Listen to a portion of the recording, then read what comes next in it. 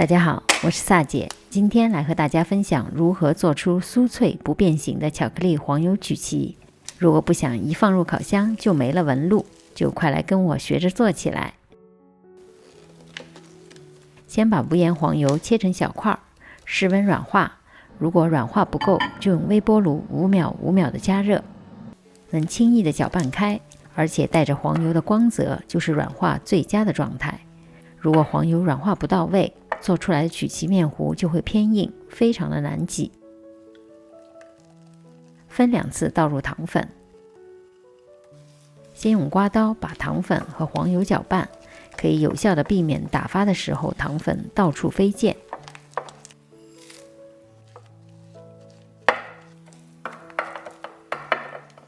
加入少量的盐，中和曲奇的甜度。中速打发，直到黄油的颜色变成浅米色，体积也膨胀起来。取一个60到65克左右的鸡蛋，浸泡在大约70度的热水里10到15分钟，只需要蛋白的部分。分2次加入，中速打发。如果用冷藏的鸡蛋来打发，这个阶段就容易出现油水分离的现象。打发好的黄油搅拌起来很轻盈，颜色很浅，非常的顺滑。如果一放入烤箱，曲奇的纹路全变没了，通常是在黄油打发这个阶段没有做好。将低筋面粉、可可粉、玉米淀粉预先过筛，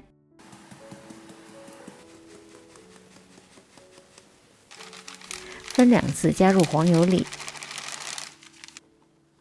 用切拌的方法混合，不要过度的搅拌面粉，以免面糊起筋，曲奇就不酥脆了。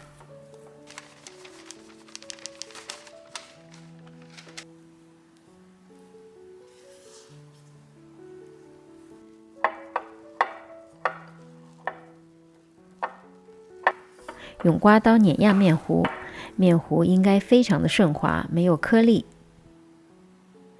裱花袋如果用这种薄身的，最好用2个，以防爆开。用8尺的裱花嘴，一次不要放入太多的曲奇面糊。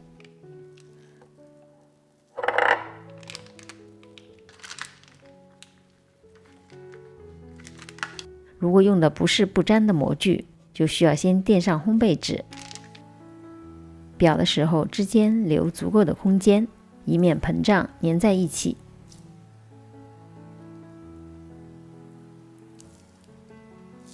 裱好的曲奇放入冷冻柜冷冻30到45分钟，这时开始预热烤箱至160度，放入烤箱的中层，160度烤至25分钟左右。